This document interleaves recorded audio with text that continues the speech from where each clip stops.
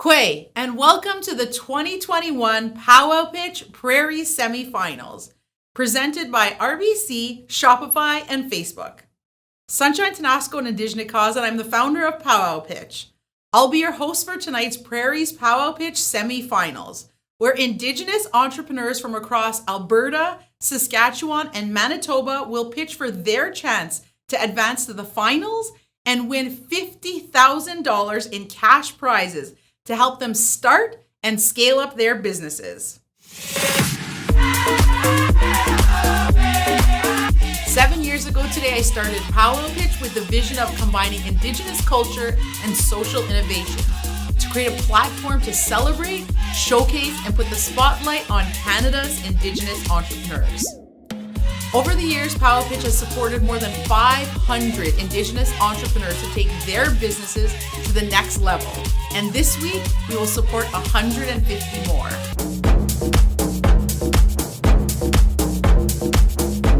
This year, we opened up Powwow Pitch to Indigenous entrepreneurs across Turtle Island and unveiled our new brand and a website at powwowpitch.org. We also launched the Powwow Pitch podcast, the Indigenous Startup Program, the Powwow Pitch Mailer Box, and the Indigenous Entrepreneur Awards, and grew our community to more than 30,000. None of this would have been possible without the passionate investment, support, and employee volunteerism contributed by our sponsors and partners. Thank you and miigwech to our co-presenting sponsors, RBC, Shopify, and Facebook. To our silver sponsors, Business Development Bank of Canada, NACA, and Canada Post. To our seed sponsors, Export Development Canada, Square, Sierra, MyTax, Raven Indigenous Capital Partners, and Invest Ottawa. To our collaborating partners, Startup Canada, Raven Reed, Arctic, and Jelly Academy. And to our promotional partners. We are broadcasting from the MyTax studio in Ottawa, Ontario on unceded and unsurrendered Anishinaabe territory. This summer, 1,642 applications poured in from across Turtle Island, from nations like the Salish, the Inuit, the Métis, the Cree, the Ojibwe, the Anishinaabe, the Mi'kmaq, and Navajo. We shortlisted the top entrepreneurs from each region and matched them with outstanding mentors in the lead up to this week's semifinals. Every night this week, you'll have the chance to watch the Powwow Pitch semifinalists pitch to our esteemed panels of judges as they compete for a place in the Powwow Pitch finals taking place on October 20th. Prizes include $500 for the winner of each region, a $500 People's Choice Prize, a $1,000 youth prize, a $3,000 alumni prize, $5,000 for third place, $10,000 for second place, and $25,000 for first place. In total, this year we will be awarding $50,000 in cash prizes. Each semifinalist has 1 minute for their pitch, followed by a 2-minute of Q&A by the judges. Judges are evaluating whether the entrepreneur has clearly communicated their product or service, their value proposition, and whether their planned pathway to sustainability and success, and whether they are convinced the entrepreneur will follow through. Join the conversation online tonight using the hashtag #PowwowPitch. You can also vote for your favorite entrepreneur to win the People's Choice Prize, which includes $500 and an express entry into the finals. Go to powwowpitch.org/vote to submit your vote with 1 vote per person.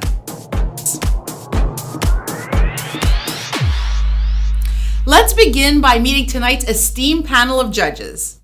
Joining us this evening is Herb Zobel, Vice President of Indigenous Banking at RBC. Matt Noddy, Powwow Pitch alumni and serial entrepreneur. Cassie Singer, Support Advisor at Shopify. Todd Evans, National Lead for Indigenous Exporters at Export Development Canada. And Luke Mischek, Director of Parcels and E-Commerce at Canada Post. Welcome, judges. It's time to meet the Prairies semi-finalists. Let's get started. First up, we have Adrienne Larocque, CEO and designer at Kehoe and Rose. My name is Adrienne Larocque, and I'm Cree from Musqueam, Alberta. I'm the CEO and designer of Kehoe and Rose, a luxe jewelry and beadwork brand. Established in 2019, Kehoe and Rose was born out of a desire to reclaim cultural practices and traditional knowledge through beadwork. My beadwork is accessible for Indigenous and non-Indigenous people alike, and was featured in Chatelaine magazine in the winter of 2019. It was actually these earrings that I'm wearing right now. In this March, I left my full-time job to focus on Kehoe and Rose because I believe that I need to go all in. And I've taken it from a passion project to being featured in a major Canadian fashion magazine while it was still a side hustle. Now I'm in support to grow. I need support to scale up production and create jobs for Indigenous people, as well as bringing Indigenous knowledge to community. Thank you.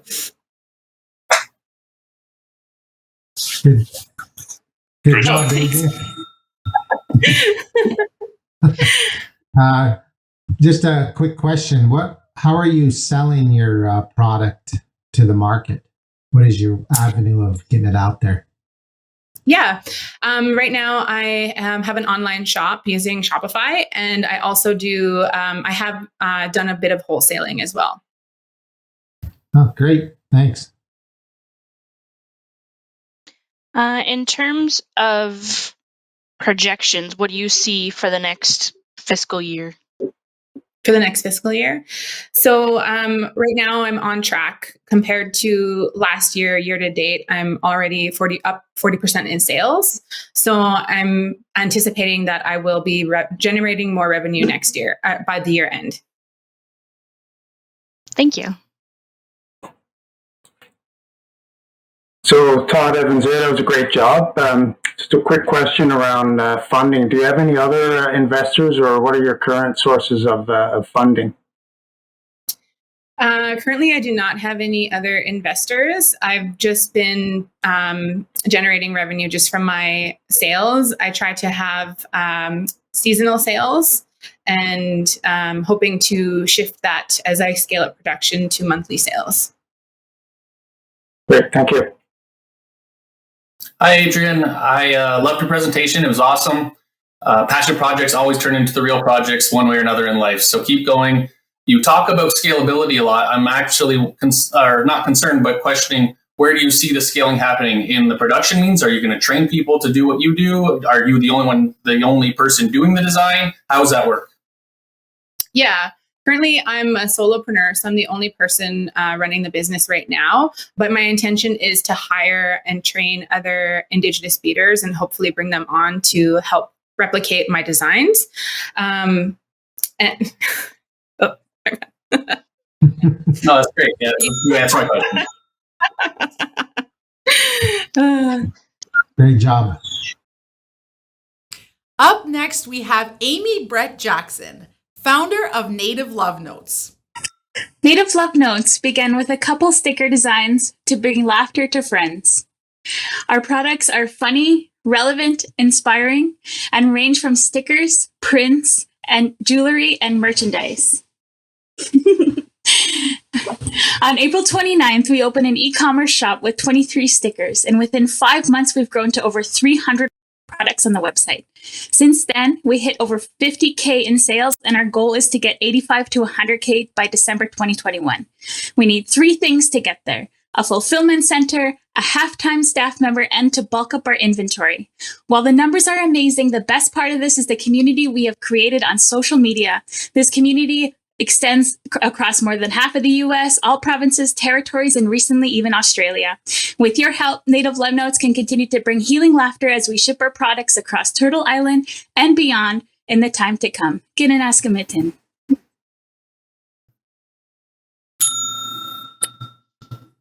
Great pitch, Amy. Thanks so much for that.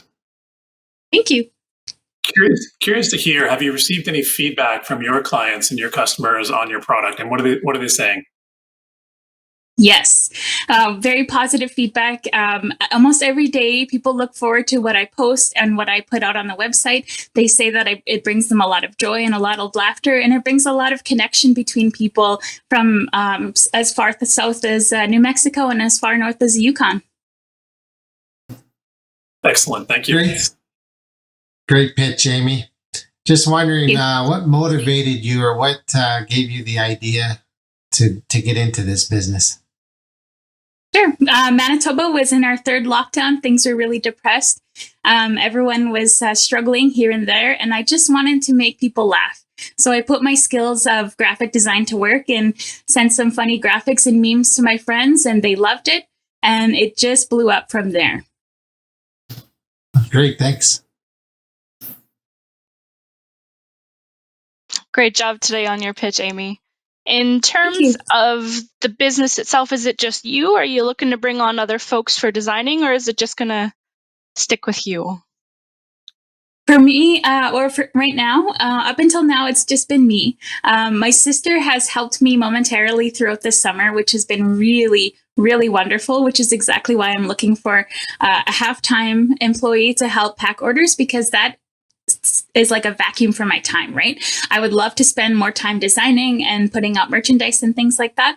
And so that's why we need an employee. Great job. Just very quickly, do you have any plans to expand beyond your current clientele and products to maybe like corporate clients, events, sponsorships, those kinds of things? Absolutely. I would. I do get a number of bulk orders from different institutions from across Canada and the US and universities and things like that. I would love to be able to take on more of that. But right now, because it's just me, I do have to turn down some big opportunities, right? So, but yeah. Great. Thanks very much. Great job. Thank you. Next, we have Tasha Power, co-founder and CMO at Canatan Health Solutions. Dansa, I'm Tasha from Canatan Health Solutions, a woman Indigenous owned operation. We started as a PPE company with our trademark hand sanitizers and masks. Our line of hand-scented sanitizers are beloved by Indigenous people across Turtle Island. Unlike most, our sanitizers do not smell like liquor, and they're created to encourage Indigenous elders to practice COVID safety. With our high volume of sales, we quickly outgrew our home-based e-commerce business and opened a facility in November, which will be pivoting to a retail space this year. Today, we imagine ourselves to be like the Indigenous Bath and Body Works and operate like a modern-day apothecary. We carry a host of culturally appropriate natural health products developed with traditional Indigenous wisdom and style in mind. If we win Power Pitch, we'd use the money to invest in maintaining our licenses, as well as purchasing more automation for sanitizing, filling, and labeling, which not only increases our output capacity, it lowers our costs, and it's a critical step to our pathway to sustainability. So let's do this, Power Pitch. Invest in innovation today.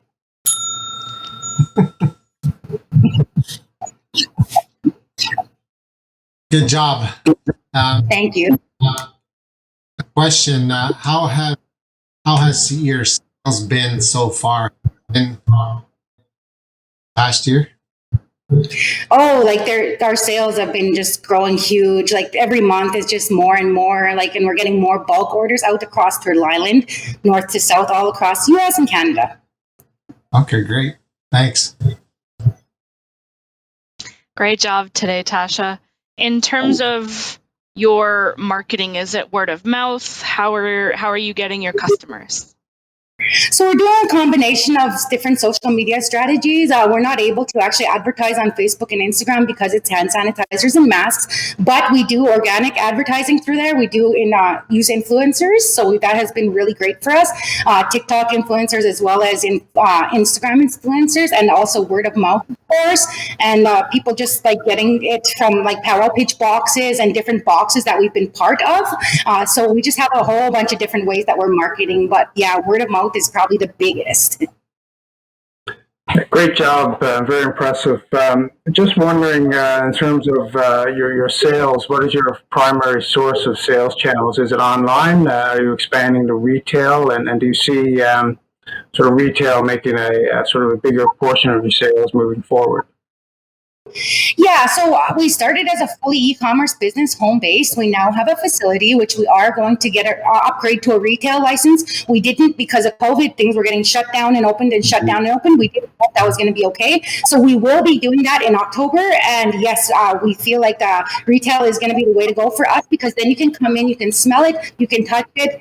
They smell exactly like sweetgrass, cedar, sage, tobacco. Like, it's great. But you actually have to trust us online. Whereas if you can come in and smell it and try it, you're sold. Excellent. Thanks very much. Well done. Thank you. Good job, Tasha. Next, we have Marcel Martell, founder of Fat Man Little Kitchen. My name is Marcel Martell. I'm a Blue Seal chef, and I'm Fat Man Little Kitchen.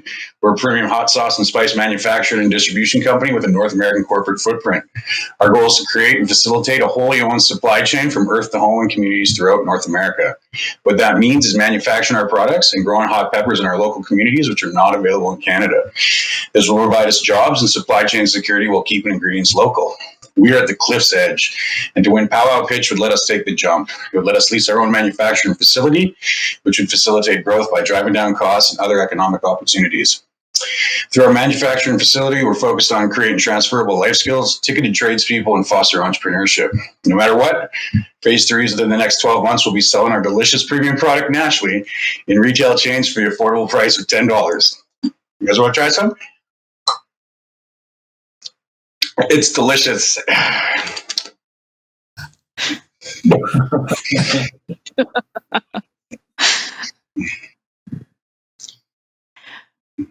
Great job on that pitch. Just to drink it straight out of the bottle, I couldn't even.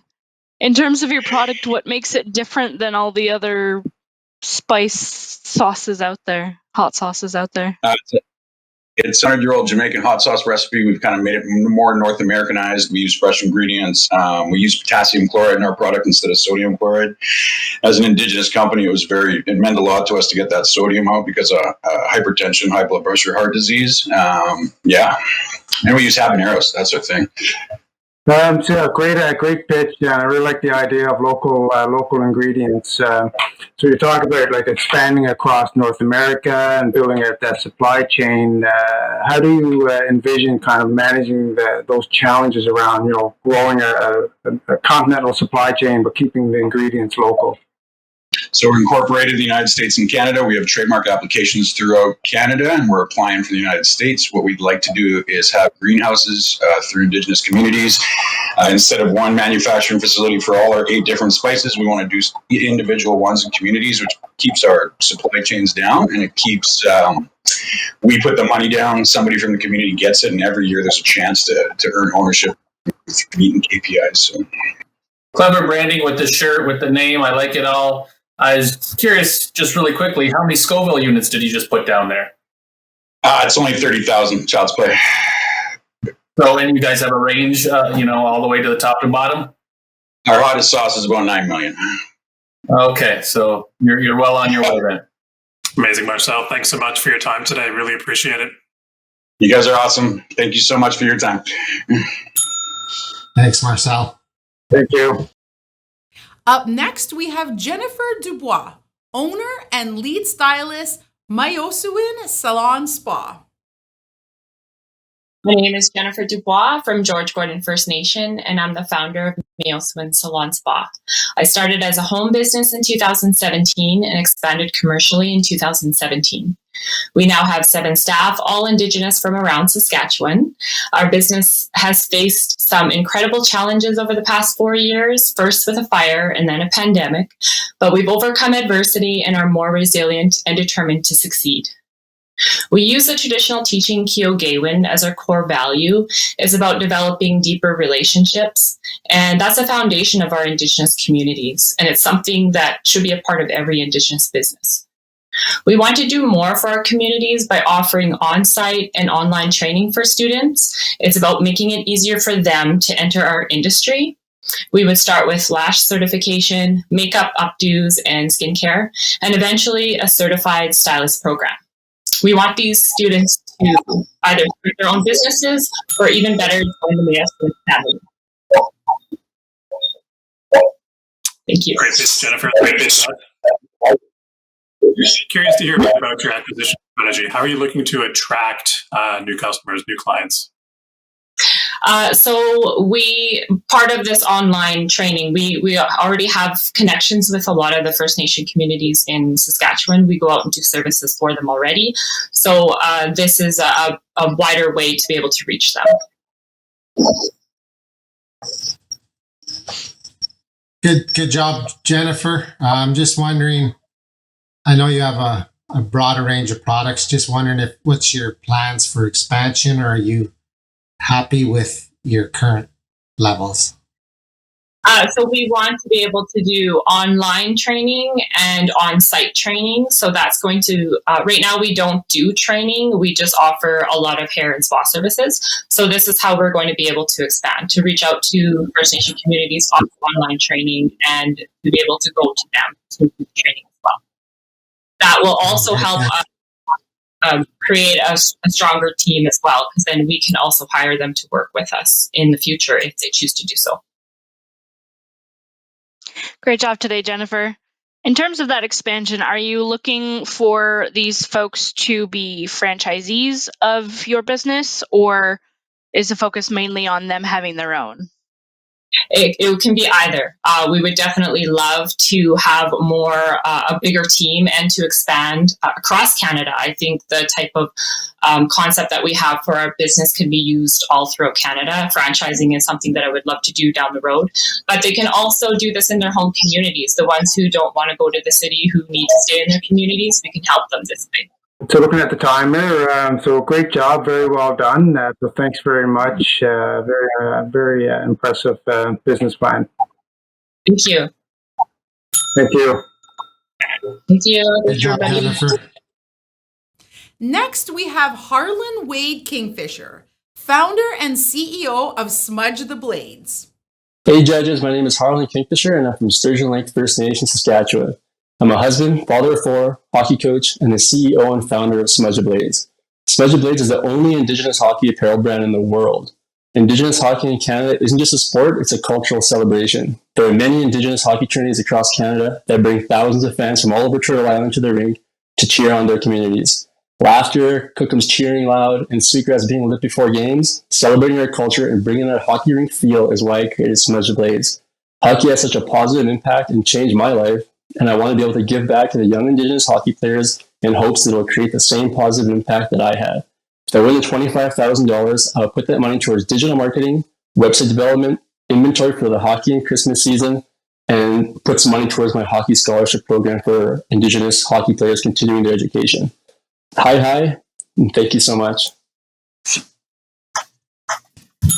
Great job. Great Thank job. you. Thank you. Well done. Just a quick question. Where do you see the business, say, in 3 to 5 years? What's your long-term goal there? So my goal is I kind of have my brand all over the place right now, like in Saskatchewan. That's where they do my gear. I want to start a store in Prince Albert and have that as my home base. My community has urban land, and they have a store ready for me. And I want to have all my hire some employees from my community, do all my ordering from there, and send it out and have a store that has my home base in Prince Albert. Great, thanks. Great job today, Harlan. Thank you, Cassie. In terms of an ideal business partner, who would that be and how do you plan on getting there? In terms of it would be a hockey player. I've been working a lot with Bridget Lacquette, and I think she's way up there with social media presence. And we've already been talking about doing a collab on for gear for her and possibly taking it to the next level as well. Great. So great job. Very well done. I'm just wondering what your competition might be like. Who is your main competitor in this space, and what kind of strategies do you have to go up against your competition? Yeah, actually, I have zero competition. There's no other hockey Indigenous apparel brand in Canada and the US. I got other brands like Gomshu Hockey messaging me that they want to do an Indigenous section of their brand, so I'm only going to grow from here. Great. Thank you very much. Yeah. That's great. There's licensing deals. You obviously know N7, the Nolan family, with what they do with Nike. You're trying to do the same thing. I think you kind of answered that question right there. Yep, I'm definitely looking forward to. I sent emails already to like Hockey Life Canada, Pro Hockey Life, Canadian Tire brand. So like that's the step I want to take next, is bring my hockey apparel to these big corporations, and that's my next step for sure. Licensing and I have all the Nolan brothers. I can talk to them too. So sorry. Trademark everything, buddy. Good job. Thank you so much, guys. Thank you for having me. Up next, we have Samanntha Nancy Raven de Coteau, founder of Roofer Girl. Hello, my name is Samanntha, owner of Roofer Girl Incorporated, social media influencer on Facebook, YouTube, Instagram, and TikTok. I have built a tremendous amount of followers and supporters on mediating content and showing the world what we women are capable of. It has allowed me to inspire women as well as become recognized in a male-dominated industry. My dream is to start a training program my dream is to start a training program to get more women into roofing as well as empower them.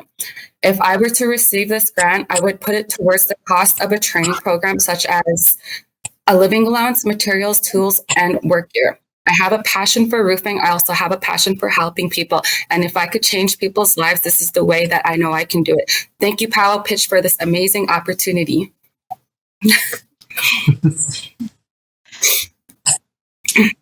Great stuff, Samanntha. Thank you for your pitch. Would like to hear a bit more about your marketing plan. It sounds like you have the expertise. What are you actually going to do? What's the plan to get that word out there about what you're trying to achieve? Well, like I said, I have a huge following on social media. I have over 240,000 followers. So I think using my Facebook would really help me with that. Great pitch, Samanntha. Just wondering, what is your market area currently? Where are you focusing on? Do you actually do roofing and then you want to do training on top of it, correct? Yes, I do roofing. I 100% do roofing. I create content on Facebook and YouTube, and I get tons of views. 54 million views is one of my most viewed videos, and a lot of my page is so popular. I'm really well known in the roofing industry. Great. Thanks for your pitch today, Samanntha. Great job. In terms of your current clientele, how do you acquire customers and that kind of thing?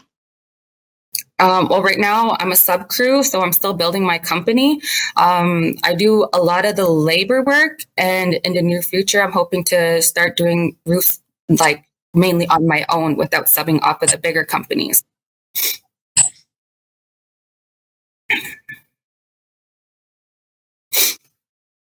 You're muted, Todd.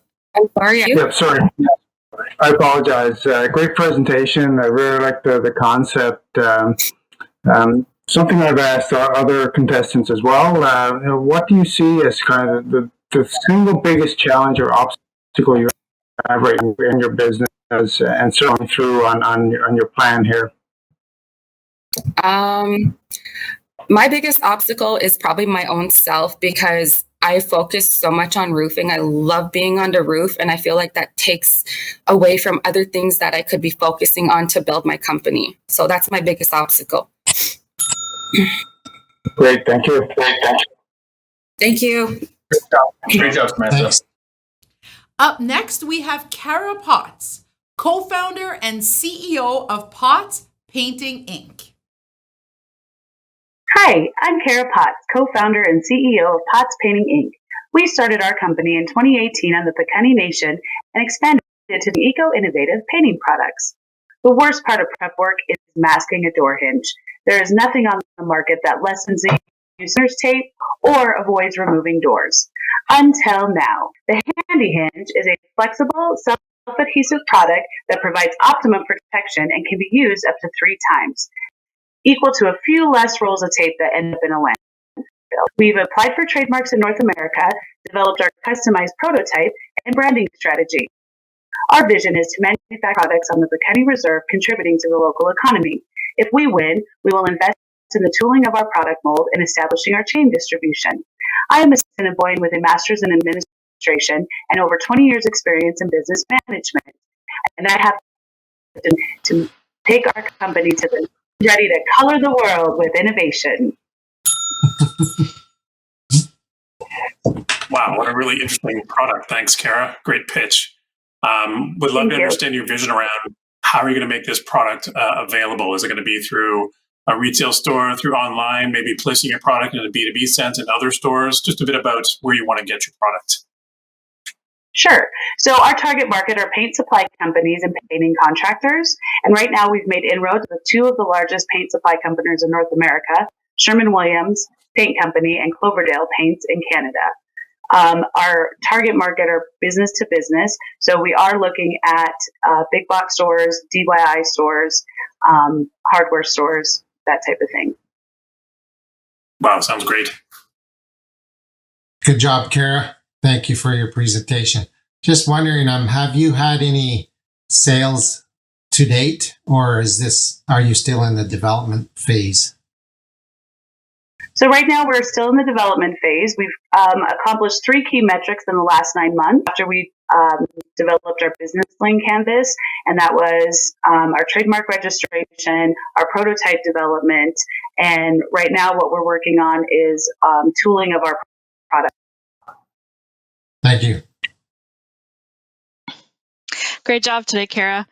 In terms of getting your product to your the folks that you want to sell it, do you have a fulfillment network in ideas and works, or are you going to be doing that all on your own?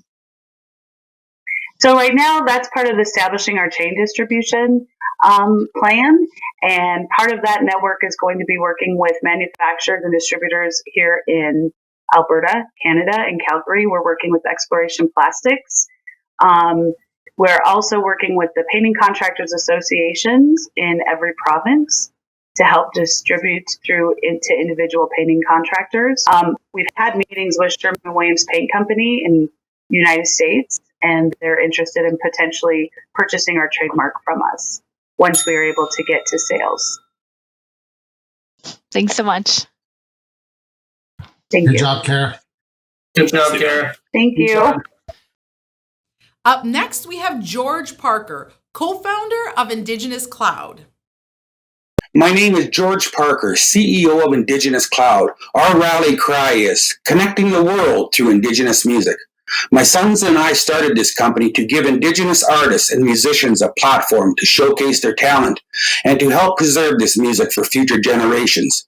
We have developed a streaming website along with mobile apps.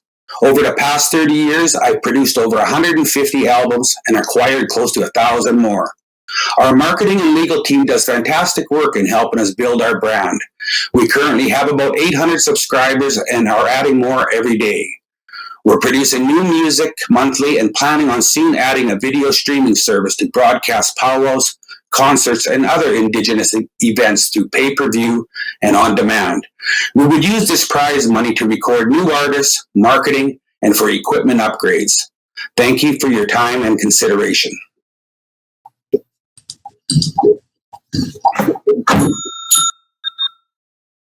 Thanks for that. Great job, George. Oh, thank you. In terms of your business, where are you getting the most traction? What is your highest area that you guys are working well in? Is it the streaming? Is it? We're getting a lot of traction with the online marketing that we're doing, to bring in subscribers into the website, as well as some of the media interviews that have been happening have helped us out a lot.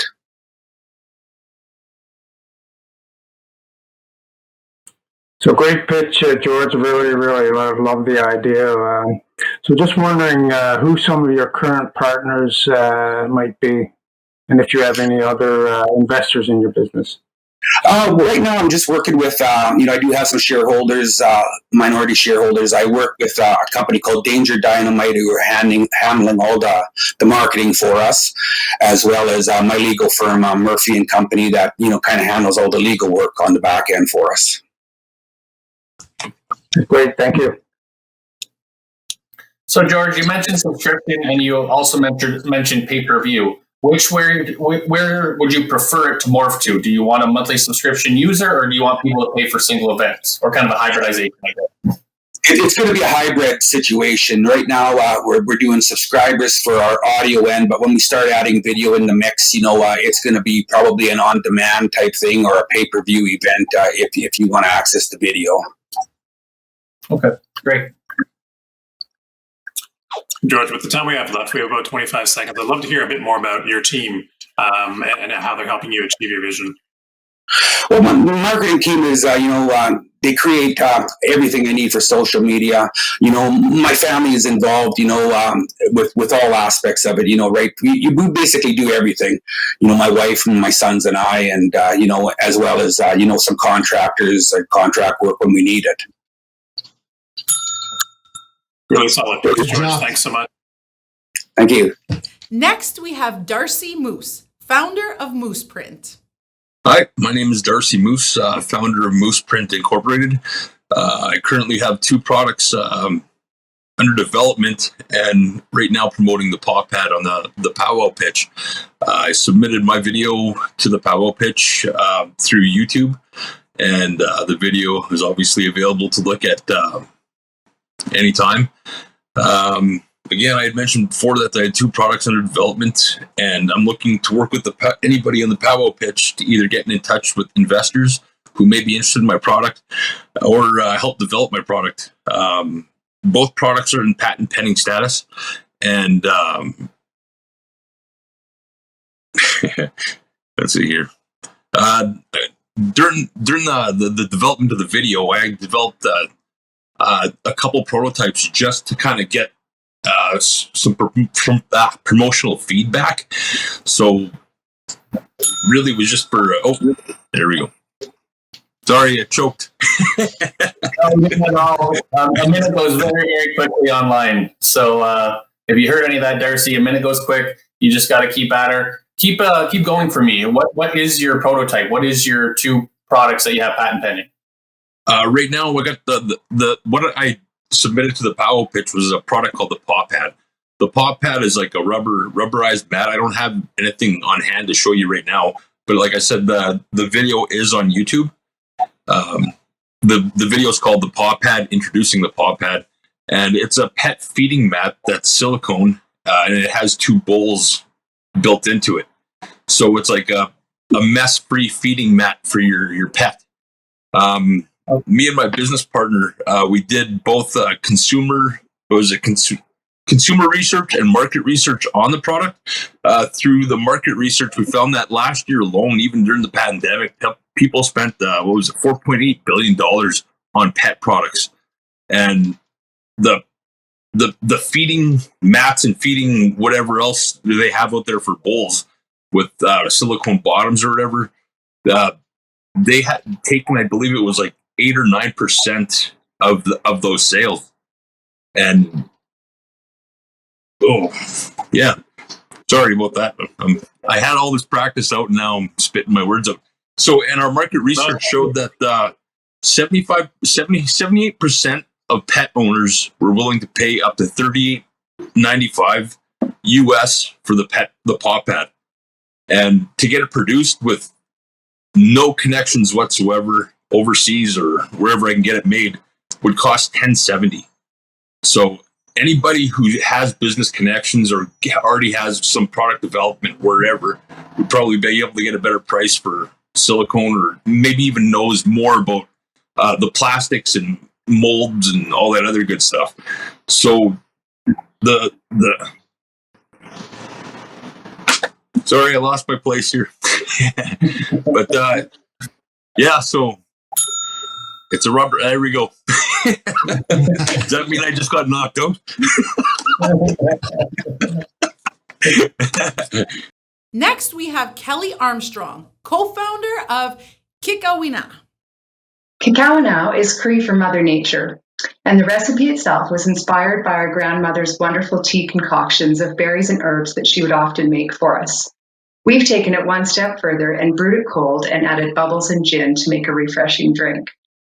Hi, I'm Kelly. I'm Métis, and I'm one of the founders of Kikawina, a delicious award-winning, ready-to-drink sparkling gin cocktail sold in cans and kegs and made here in Alberta.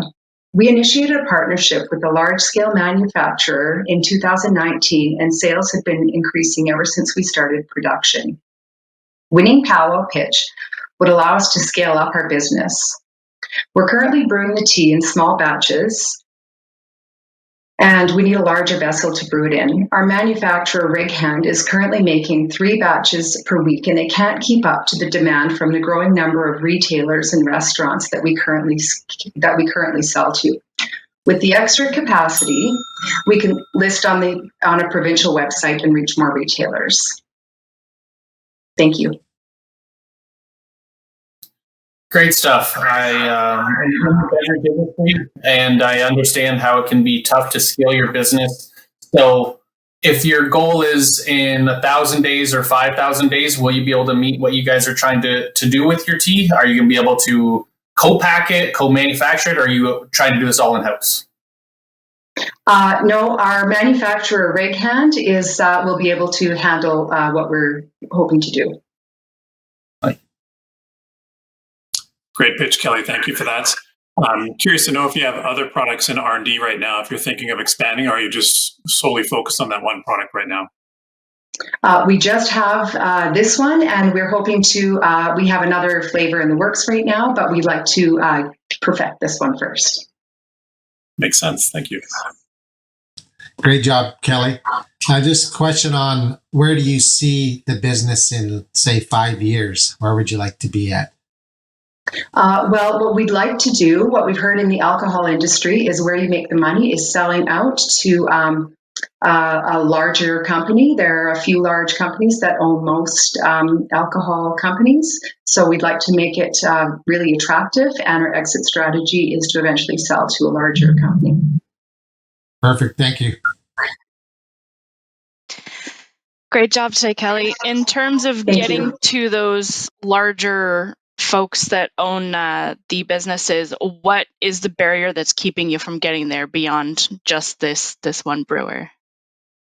Mostly just production, because we've had a lot of interest from a lot of retailers, and we just haven't been able to produce enough to keep up to the demand. Has been our biggest obstacle. Thanks for your time. Thank you. Great job, Kelly. Thanks, Kelly. Thank you.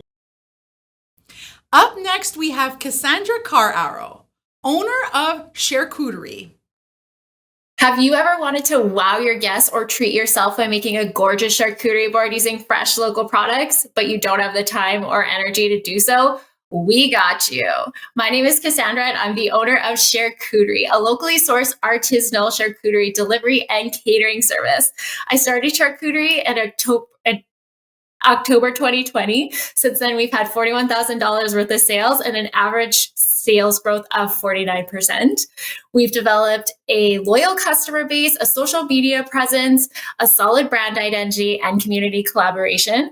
I originally started Charcuterie because I had been laid off from my nursing job, but it actually gave me an opportunity to express myself creatively, which had been on the back burner. It allows me to share my passion for how food can bring people together and my love for supporting local. They say food is good for the soul. I say cheese is good for the soul.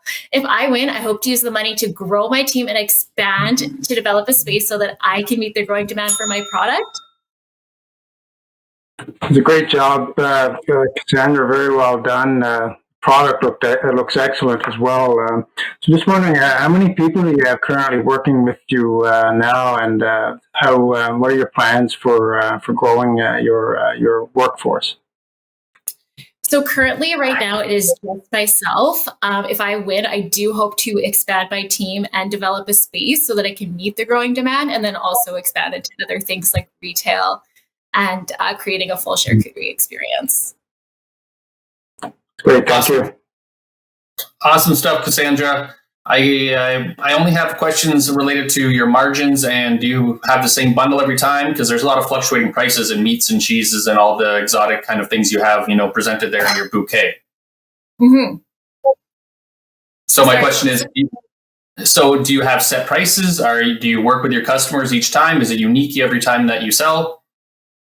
Currently, I do have set prices. However, they do fluctuate depending on the product. So it'll change I always kind of reevaluate, and every month I kind of see where my expenses are. And if I do need to increase, then I would. But I have been finding ways to cut costs as well by, buying wholesale and things like that. Great job, Cassandra. Really enjoyed your pitch and had a quick peek at your website. And wow, I love the customization options. Very, very cool. What are your customers saying about your product? Are they giving you ideas? Are you reacting to those ideas? Just what kind of feedback you're getting from those who are taking advantage of your service? For sure. So I mainly started as a social media presence on Instagram for my business. So it's very interactive. Like I get feedback pretty much almost like immediately. So I really kind of go with what my customers are saying. I interact with them all the time. I get good feedback about supporting local, the quality of my product. Excellent. Thanks so much for your time today, Cassandra. Really appreciate it. Yeah, no problem. Thank you guys. Stay cheesy.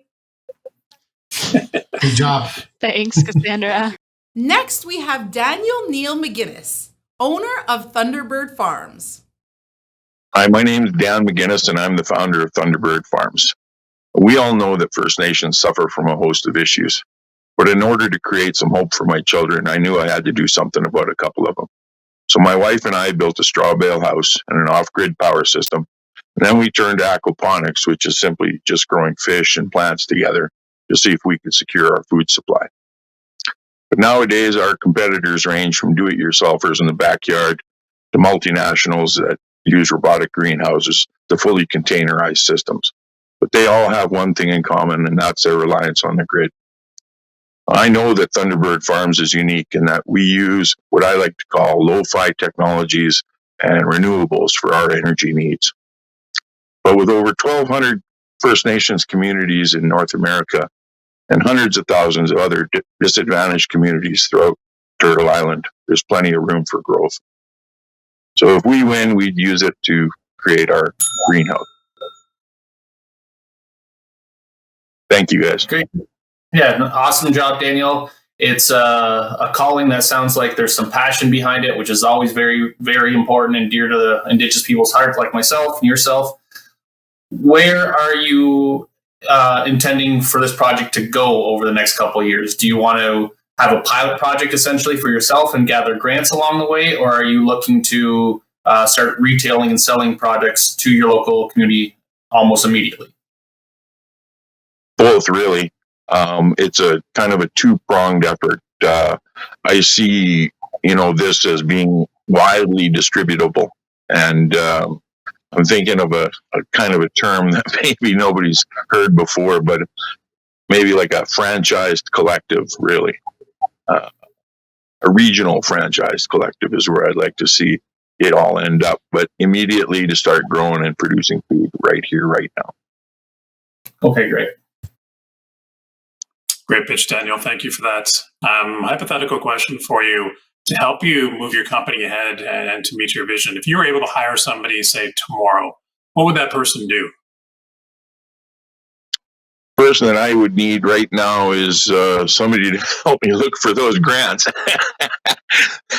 Yeah, really, because that's a full-time job in and of itself. We've had a little success with getting some grants, but it's really tough to do. Great job, Daniel. Just wondering, how did you get into this business? I attended a lecture at the Lethbridge College and got to be buddies with some of the lead researchers at the Aquaculture Center of Excellence at Lethbridge Community College. And in fact, they're some of my mentors, and one of the fellows sits on an advisory board that I created to help me with some of the technical aspects of this. But he's well known within the aquaponics community. Thank you very much. Great job. Good job, Daniel. Keep going. Up next, we have Loni Jack, founder of Clegger Farms. Hi, everybody. Anine Boujou. Hello, my name is Loni Jack. There I go with my middle name. I am the owner and founder of Clegger Farms. Clegger Farms is an acronym for Curtis, Lonnie, Elena, Grayson, and Rowan. And we started that in February 2020. And since then, the rest is history. I'd wanted to be a farmer my whole life, but I grew up in northern BC, Yukon area, and that just wasn't a reality there. So since then, we ordered 850 chickens, and we sold over 500 since the last spring, and we now sell out 1,000 eggs a week, and we are at capacity, so we're looking to grow. We currently employ 6 Indigenous youth part-time, and we're just looking to grow. So here we are, and I'm pitching to the judges, and I just wanted to show you guys our top item, which is our eggs, and they are brown and beautiful.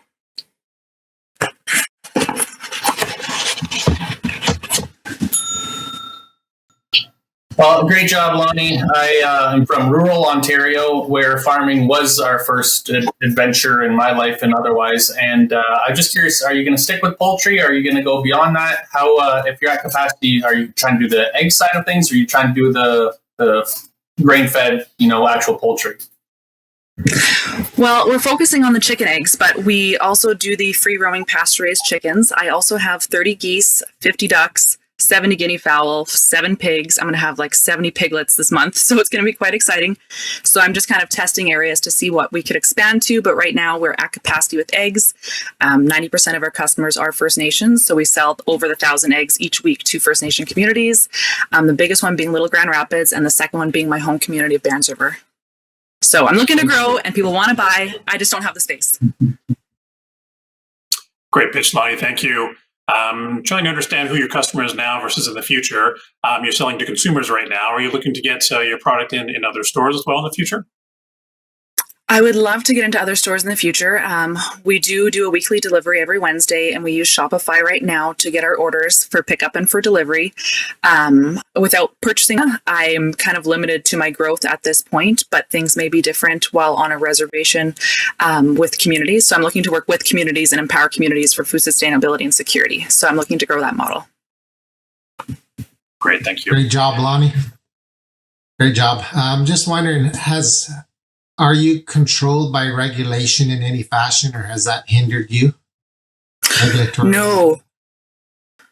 We started our business February 2020, which was the beginning of COVID. So right now I'm under the 300 layer capacity, which you're allowed to run. Anything after 300 layers, you have to have egg quota. So I have under 300 layers, and the rest are meat birds. So right now we're just operating at that level. Next, we have Candice Evans-Waite, founder of the Local Adventure Company. Hello, Tanse. I am Candice from Buffalo Narrows on Treaty 10 and homeland of the Métis. I'm the owner-operator of the Local Adventure Company. For the past 2 summers, I've spent navigating business, and I feel so honored to be on this journey. I grew this idea in a hospital bed, and it's been quite the ride bringing it to life. I've been supporting local, eating local, and acting local in various towns and villages around northern Saskatchewan. With my rental company, we currently have kayaks and stand-up boards. It's an awesome way to get out, socialize with friends in a safe social distance activity. The goal is to grow the business so that others have the chance to own this offshore company. I'd like to franchise, and with the money, I will enlist the tools and the people to help me do this. It's a win-win situation.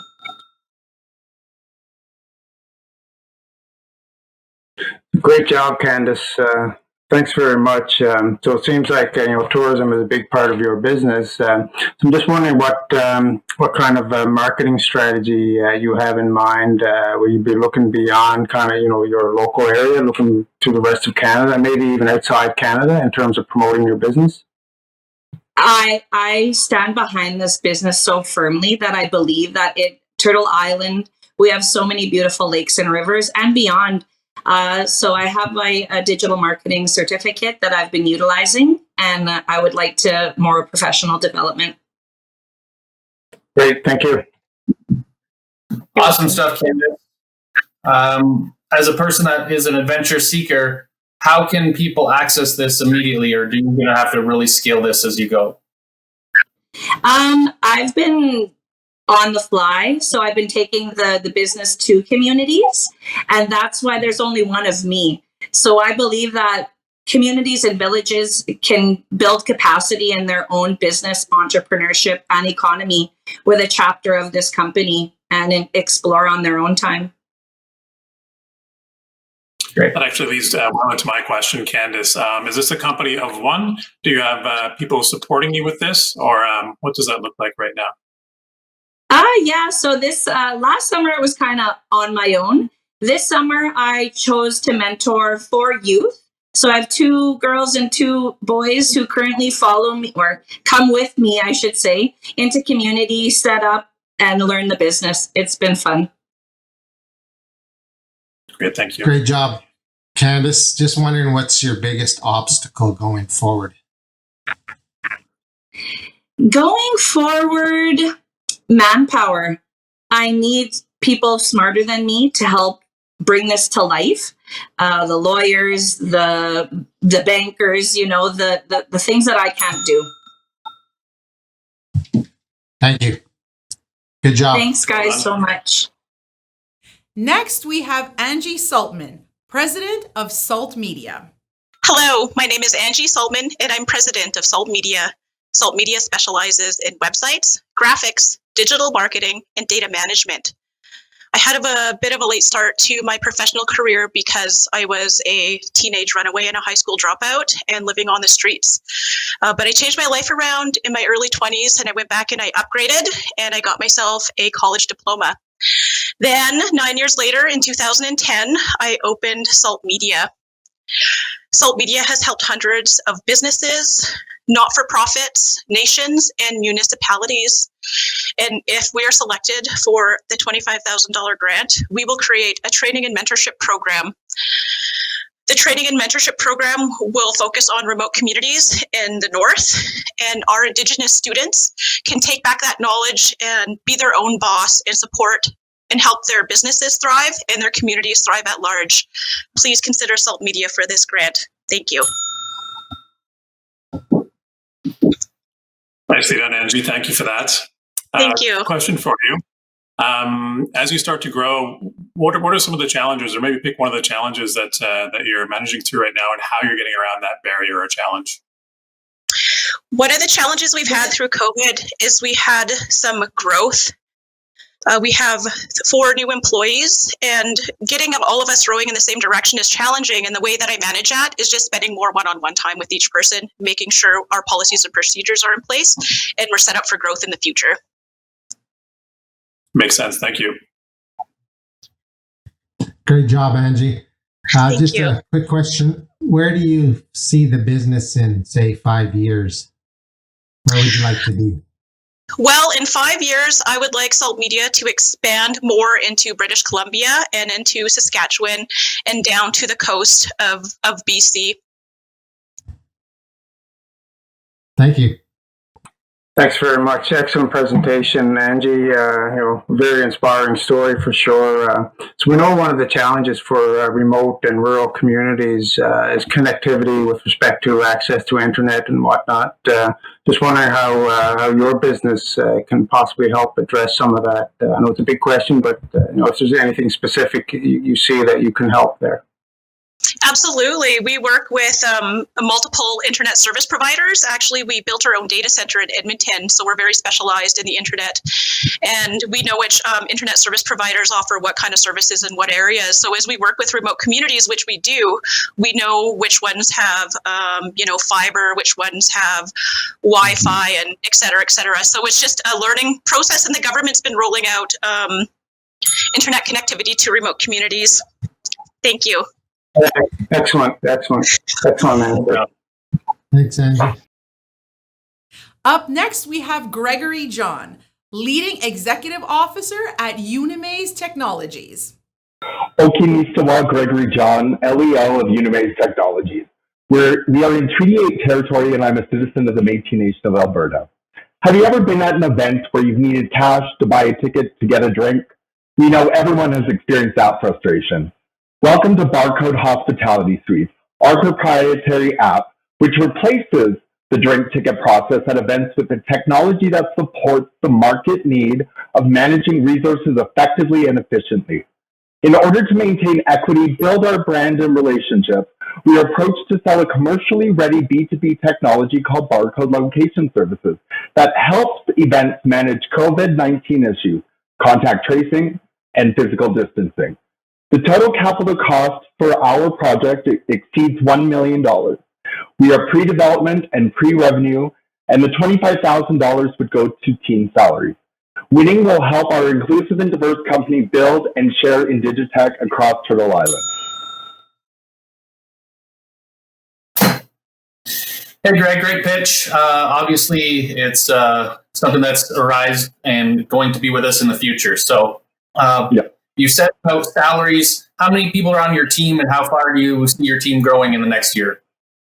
Sure. So we have 5 full-time people, including that is proudly Indigenous, LGBTQ, and female. It's a female-led organization. And what we're looking at, and what we've been able to do through COVID was build our relationships through our contact tracing app that put us in a position to sell our proprietary application as soon as it's done. Very good. Great job, Gregory. Very interesting concept. Privacy is definitely top of mind with something like that.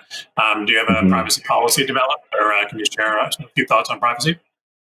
Absolutely. And I think it's of note that we have a tech mentor, James Graham from Guild 1, who is really helping us guide us through that privacy, those privacy requirements. But we also have a great team at Gowlings that is helping us as well, ensure that that's top of mind and doesn't become the Facebooks of 2022.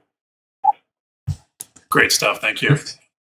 Great job, Gregory. Just a quick question. How did you get into this, or what's your background? Sure. So I have a degree, a finance degree from the University of Calgary. And then in 2015, 16, and 17, I worked down in Los Angeles and Silicon Valley, where I had the opportunity to learn through the financial perspective how startups run, how how funding is accomplished, and I am 1 semester away from finishing my executive MBA as well. Oh, well done, and congratulations on your pitch. Next, we have Angel Aubichon, co-founder of Indicity. Hey, Power Pitch. I'm Angel Aubichon, and I'm the co-founder and designer for the brand Indicity. Indicity creates mindful adornments acknowledging our ancestors, the land, and our culture. We're well known for our statement earrings and accessories available through our Shopify store. We've been growing our brand since 2017, reaching a cool following and building a global community of fashionistas over social media. Adornment is sacred, representation is essential. These two aspects bring together necessary ancestral medicine needed in our world today. Our blood memory connects us to a business model that places sustainability at the forefront. Going forward, our next step is bringing a product to market that is the environmentally friendly statement. First, we're going to purchase equipment that will allow us to recycle our offcuts and make them into new material. Second, we'd like to switch it up and make our product line 75% more conscious. Third, we're going to tell stories that include sustainability and representation. Thank you. Great job, Angel. Thanks so much for that. I'm always curious to hear about top sellers. Which one of your design, even product categories, is really selling well right now? I'd have to say it's these earrings that I'm actually wearing right now. We call them the medicine florals, and they've been a global phenomenon so far. So that's pretty cool. Fantastic. Great job, Angel. Thank you. Just a question: how did you get into this industry or this business? So I started as a bead worker, and I needed to scale a product that I could scale, and we segued into acrylics, and they're based off the beadwork. Okay, great. Thanks. Thank you. Oh, I can't hear you. I apologize for that, Angel. Thanks so much for your pitch. In terms of your team, what does Indy look like? So we have 2 assemblers, and we have one gal who does the shipping, and it's my partner and I there. We also have a multimedia production in-house, and that's my partner and the co-founder of Indie City, Alex Manitobius. So we're a 5-person team right now, and we're looking to expand. Nice. Hi. So great job, Angel. Thank you very much. So in terms of your sales, in terms of the geographic location, why don't you talk a little bit about kind of Canada versus, you mentioned global earlier, and sort of rest of the world sales and how you see that in your growth strategy going forward? That's a great question. So far, North America, Turtle Island has been our primary customer base. We're just starting to expand globally as we've moved to Shopify. We're picking up sales in the UK. We've been featured in Vanity Fair, and we're upcoming in British UK. So hoping to build a customer base there as well. Great. Thank you very much. Good job. Great job. Thank you. Next, we have Devon Fiddler, founder and CEO of She Native Goods. Tanse, I'm Devon Fiddler, CEO of She Native. She Native is a brand of handmade leather goods and sustainable apparel with the mission of elevating Indigenous women and girls. Our vision is to become the Indigenous leather goods experts on Turtle Island. We employ young Indigenous women and give a portion of revenue to charity. Since our launch, we have grossed over $888,000 in total sales and have seen over 236% in growth this year alone. We will use the winnings from Power Pitch to fund the purchase of additional production equipment and increase our marketing to scale our operations and sales, and pursue wholesale opportunities with retailers such as Winners, Hudson's Bay, and Roots Canada. Join us. Bring authentic Indigenous goods across the globe. Thank you.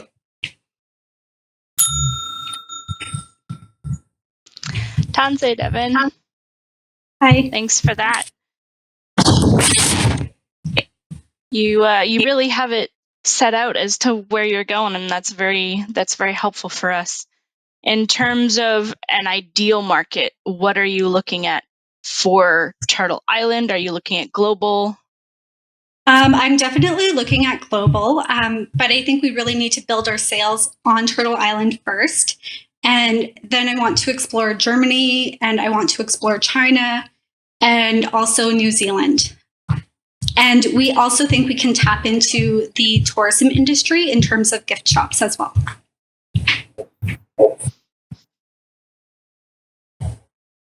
It was a great job, Devon. Very well done. I'm sure there's a lot of obstacles and challenges in your business. Just wonder if very briefly you can just talk about sort of the one biggest challenge that you see right now in growing your business. I think the biggest challenge we have right now is growing our production capacity in-house. So if we can purchase the equipment we need to be a more efficient in-house production, then we are able to scale employment opportunities for young Indigenous women right here in Saskatoon. That's great. Thank you. Awesome, Devon. Great pitch. You know what you're doing. You know how you're doing it. But in how you're doing it, what's proprietary that you do? Are you trying to protect some of the intellectual property or the designs that you guys have? Are you worried about people replicating what you're doing? Is there going to be a knockoff She Native out there? Maybe a Her Native or something? Well, so far we haven't had any copycats, but we are trademarked, and we don't really plan on getting our designs copyrighted. It's more about like our brand, and we've already done that. So all we need to do is apply in the US, and when we're at a point of expanding to China, New Zealand, that's when Thank you. Good job. Great pitch. Good job, Devon. Thank you. Next, we have Shani Gwin, founder of Gwin Communications. Tanse, my name is Shani Gwin. I'm a 6th-generation Métis woman and a descendant of Michelle First Nation. I've been in public relations for 13 years, and I'm the founder and managing partner of Gwin Communications. We're an Indigenous-owned, led, and majority-staffed public relations agency focused on elevating Indigenous voices, primarily serving Indigenous communities and businesses. I started the company in 2016 after seeing a need, and in 2020, my business skyrocketed. In January, I incorporated and brought on a managing partner of operations and went from 1 to 20 full-time and intern staff. My focus is mentoring and building a team of Indigenous and Black communications experts. Our business is remote, giving our team the opportunity to stay connected to their communities, land, and culture while boosting their local economy with well-paid careers. We want to diversify revenue streams. Power Pitch will help us further develop a digital marketing tool, allowing us to hyper-target online ads to Indigenous communities and organizations across Canada and in their languages. Thank you. Hi, hi. Hi, Shani. Great pitch. Good job. Thank you. You're very welcome. In terms of your business, what has been the biggest barrier for you to keep going forward? I think really is just getting started. We're just so new, and there's not a lot of Indigenous public relations people, so we're really hiring a lot of youth and investing in them straight out of school. And I think if anyone here knows about bringing interns on, it's about 3 times as much work. So I think that's our biggest barrier, is making sure that we're leaning into our lens and our niche, but there's just not a lot of us out there. Great presentation, Shani. Great job. Really enjoyed that. You talked about diversifying your revenue streams, the new kind of digital marketing tool. Just wondering, in terms of bringing that to market, are you looking just inside of Canada, across all of Turtle Island, or even beyond overseas markets? Our focus right now is across Canada, but we hope to bring it across Turtle Island at some point. We have a little ways to go though. Great, thank you. Hi, Shani. My connection's a little goofy, so just pass on me, but great what I heard. Thank you.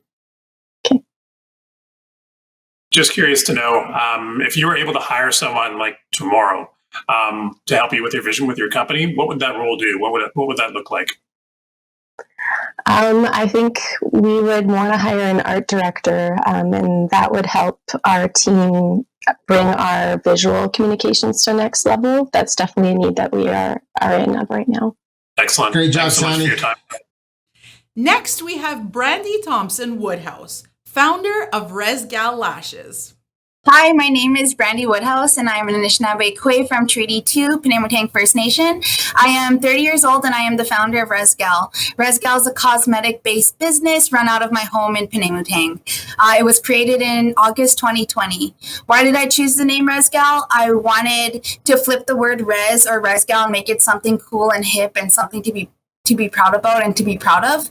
I wanted girls like me, and younger girls especially, to feel empowered and to see themselves in the product and feel a sense of pride and beautifulness when wearing the products. It all started with lashes, moved to lip kits, jewelry that self-identify with being Indigenous, and apparel.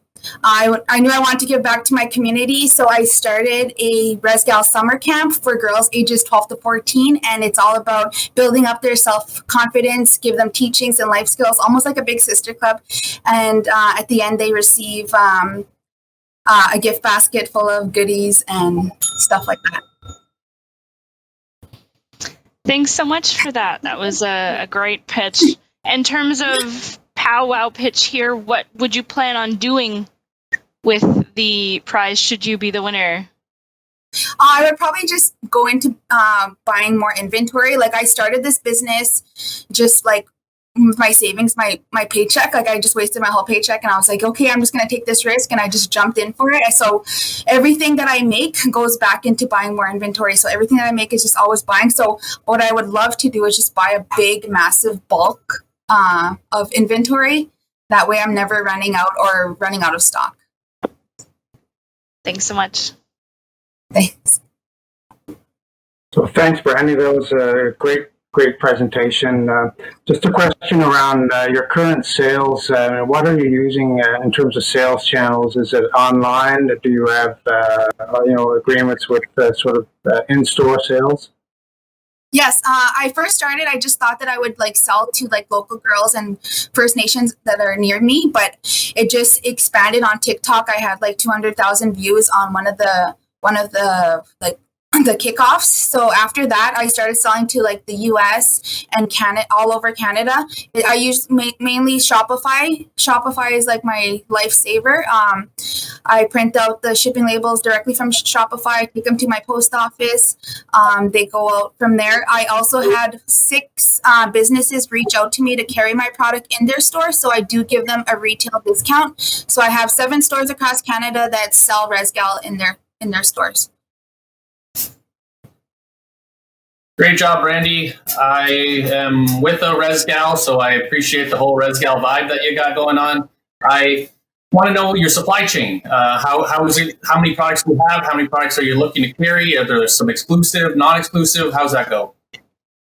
Well, I like to keep myself like always rebranding, always coming out with new ideas because that's what makes us, super cool. Like for Indigenous Peoples Day, I made like a status card box that replicated it, and everyone likes to buy gifts and stuff like that. So, and I have like for fall, I just placed an order with Under Armour. Oops, sorry. Oh, it's great. Good stuff. Okay. Good job, Brandi. Thank you guys for having me. Thank you. Up next, we have Erica Daniels, executive producer at Kijik Productions. Namaste, Anine. My name is Erica Daniels. I'm Cree Ojibwe from Peguis First Nation, and I'm the owner of Kijik Productions. We produce documentary films and corporate videos. We are located on an urban reserve in Winnipeg, Manitoba. I'm an award-winning filmmaker and recently received the Canadian Council for Aboriginal Business Young Entrepreneur Award. I have built clientele that reach across Canada by using visual storytelling that creates trust from an Indigenous perspective. In the past 2 years, our revenue has doubled, and my current challenge is the demand has outpaced our capacity to manage and execute new orders. Winning Powwow Pitch will allow me to expand my business by hiring and training aspiring Indigenous filmmakers and by purchasing high-grade video production equipment. This will enable me to take on more projects throughout Canada and the US. As an inspiring Indigenous women entrepreneur, Kijik Productions is inspiring change within the industry. Miigwech. Great job, Erica. Thank you for that. Thank you. Question for you. I'm so glad to hear that your revenue has doubled. That's great. Lots of demand. How are you looking to further scale your business aside from having more people? Well, as per my business plan, I really would like to build my management team by promoting more of my part-time staff and creating full-time positions, and as well as creating internships for other emerging Indigenous filmmakers. Great, thank you. Great job, Erica, and good to see you again. Just wondering, how are you marketing or getting your name, your brand out there? Well, right now, we have a professional website and active social media platforms, but because the demand has outpaced our capacity, we haven't really had the need to promote our services. So much of the work that we receive is just word of mouth. So if I were to be able to hire more staff, then I would be able to do more marketing because we'd be able to take on that amount of work. So really by using video production and online promotion. That's a good problem to have. Yeah. Thanks so much for your pitch. In terms of an unlimited budget, let's say we had the ideal world, where do you see your business going? Well, as per my business plan, I do have a goal to reach every year. I'm actually increasing right now. Like we're up 118% within the past 2 years. So my next target goal would be 300,000 for 2022, and just keep growing from there. How big is your current team to match its scaling? How big will it be? And where do you see yourself going with those projections? Currently, I have 2 full-time subcontractors and 2 part-time staff. So what I hope to have is 3 full-time staff as well as my 2 subcontractors. And I really would like to create more training opportunities and have multiple Indigenous youth come in here and get on-the-job training. It's incredible. Great stuff. Thank you. Up next, we have Stephen DeMontigny, co-owner of Reed E-Delivery and Aaron's Company. Hi, my name is Stephen DeMontigny. I'm a descendant from a St. Madeleine Métis community. I have a business diploma from Assiniboine Community College. My brother Elvis and I developed Reed E-Delivery and Aaron's Company a startup partnership serving Brandon and Western Manitoba. We offer a variety of on-demand, personalized delivery and errand services for residential and commercial needs. Services include parcel and pickup and delivery, gift and item shopping, curbside pickup, routine assistance, and more. We have delivered furniture, landscaping materials, food, curbside items. We offer various personal errands and mobility or we established December 2020, and we have been generating revenue from March 2021. Our goal, when you see or hear ready, to think of us. If we are selected, we would invest in a cube van to expand our capacity for service, an aggressive ad campaign, and create a professional e-platform. Good job, Devon. Just a quick question. Where do you see the business in, say, 5 years? Ideally, what I envisioned was to be having a logistics platform set up across province and eventually across the country, but a lot more servicing. Initially, I was thinking about northern logistics and how we can mitigate the costs for transportation up there for food products and those types of things. So I focus on right now on the personal aspect of it, but the biggest challenge is contacting all the customers, right? Right. Thank you. Great job today, Stephen. In terms of your current business platform, what are you using? Is it social media, a website? How are you getting your sales? I am on Facebook. So we have about 140 followers through it for the phone. I've done some radio ads and some newspaper ads. I've had some response from the community with all of the advertising, but the best response was through Facebook. Thanks. Great presentation, very well done. So you're in a type of business, very competitive. So how do you make yourself stand out from the competition? Personalized delivery and errands for residential and commercial. So if you call me, example, last night I drove 18 kilometers out of the community. I delivered transmission oil to a customer that was needing the transmission because it was slipping too much to get, and they actually made their vehicle back into Brandon with their family. So it cost me $26. Hey, Stephen. So are you a 24/7, 365 on-call person right now? How do you expect to move forward with that? Currently, we are 9 to 7 during the day. I'm looking forward to being 24-hour, 7 days a week in the future. Up next, we have Jason Lizotte, CEO of Nipi Industries. How many of you have been to an area where permanent plumbing wasn't available? Have you been to an outdoor event or festival and stood in line to wash your hands only to get there and the sinks were empty? Hello, judges. My name is Jason Lizotte. I am a journeyman welder and I'm from Paddle Prairie Métis Settlement. I have created, patented, and constructed the fully automated, portable, touchless solar power hand washing stations that are in use today. These hand wash stations use cutting-edge technology and a sustainable product design that go above and beyond your average hand washing station using creative, clean energy, creating clean hands. Our goal at Nipi Industries is to have our product across North America, providing sanitation needs to construction sites, tourism sites, festivals, and indoor and outdoor events without even touching a button. As a winner, this money would help my company by creating more inventory and promoting my product using Google Ads and SEOs. I'd like to thank you for letting me pitch my company and look forward to hearing your questions. Great job, Jason. My name is Matt, fellow pitcher myself back in the day, alumni. I like where you're going with this. I was wondering how you monetize it. Do you rent primarily the units or do you sell them outright? We rent them and sell them. We have rental revenue and sales revenue. And they're doing well, both of them? Yes, we've sold over $50,000, $60,000 and we've rented over $10,000 with pending interest right now. We've donated to trade shows. We've got sponsors from trade shows. I'll just hold these up. Here's I have 3 different models. kids standalone, and a kids adult combo. We're taking them to a technology trade show in Fort McMurray next week. We're promoted there, sponsored.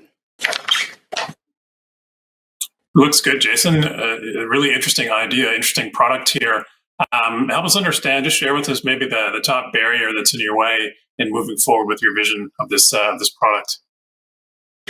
Well, my main barrier, I think, is the promoting in the I do have the product. I have there's overwhelming response everywhere that I've taken them. I need the marketing and the promoting to get to move them forward, like continent wide.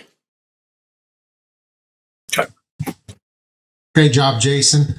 Just a quick question on right now you're kind of focused in Alberta. You did say you want to move continent wide. How do you plan to get those out? Is it social media or is it e-commerce? Social media, e-commerce, any avenue. I did have a promoter in Ontario. I'd like to move south of the border if I can, but lack of funding. Hopefully I can get there and be able to get these out there more and be able to travel and show them, as we've had overwhelming response with it. Our final pitch of the evening is from Amanda Burgenner, founder of Curbside Concerts.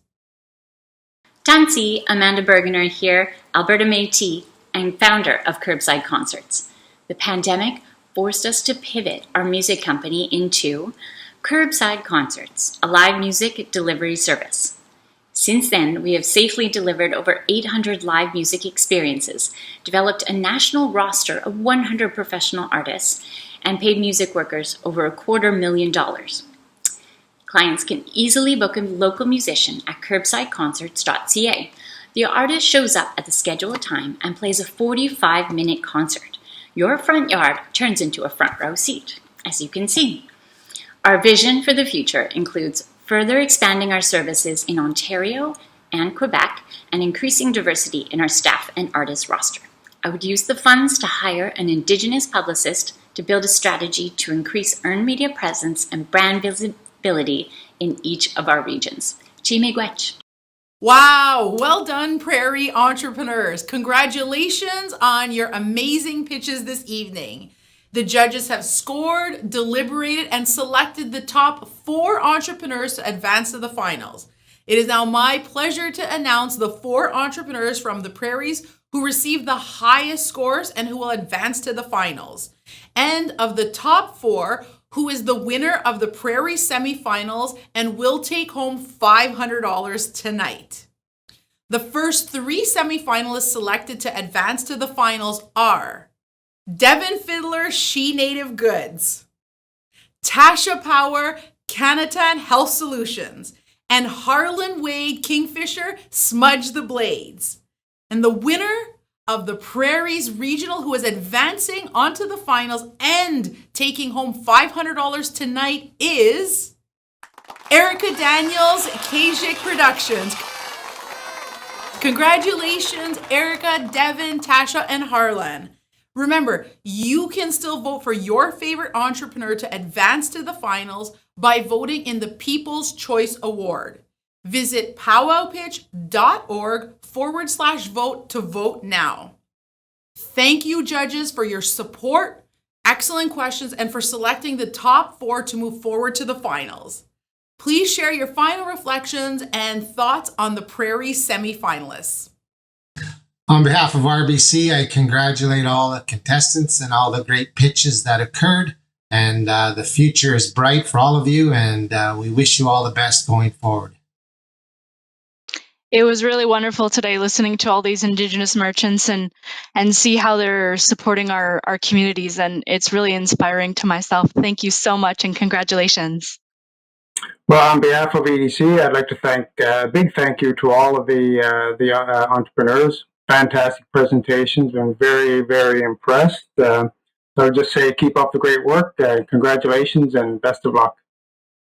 Sincerely, the evolution of the show is showing the evolution of our people. It's awesome to see our communities create such amazing talent, and this talent is now being represented in a platform that I didn't think or I didn't envision to be possible. Sunshine, the whole team at Pow Pitch, all the other judges, Miigwech from us alumni, myself, and everybody else, pitchers, you guys are amazing. Keep doing what you're doing. It's second to none. This program, this situation, everything's amazing. Thanks so much. It has been another wonderful afternoon listening to inspiring entrepreneurs deliver some really well-crafted pitches. It's been really, really great. Canada Post is very, very happy to be supporting Powwow Pitch again this year. Congratulations to everyone. Thank you, judges. Thank you to our presenting sponsors, RBC, Shopify, and Facebook. Our silver sponsors, the Business Development Bank of Canada, NACA, and Canada Post. Our seed sponsors, Export Development Canada, Square, Sierra, MyTax, Raven Indigenous Capital Partners, and Invest Ottawa. And to our collaborating partners, Startup Canada, Raven Reads, Arctic, and Jelly Academy. And finally, to our promotional partners. Thank you to our mentors, volunteers, and judges for all of your support in bringing the 2021 Powwow Pitch online and across Turtle Island this evening. Thank you also to our executive producer, Victoria Lennox, and our creative producer, Cyprian Shalankevich, for bringing our vision to life. A huge congratulations to our entrepreneurs for their passionate and compelling pitches. And thank you to all of our viewers tonight for cheering on Indigenous entrepreneurs through Powwow Pitch. Let's keep the conversation going using the hashtag Powwow Pitch. And join us tomorrow evening for the British Columbia semifinals from 6 p.m. Eastern Time, and on Saturday for the United States, Territories, and Youth semifinals right here on powwowpitch.org. To hear from all of our semifinalists and share who you think should be selected for the Powwow Pitch finals. Until tomorrow, I am your host, Sunshine Tenasco, signing off. Miigwech kpijayeg nong gomanakshig.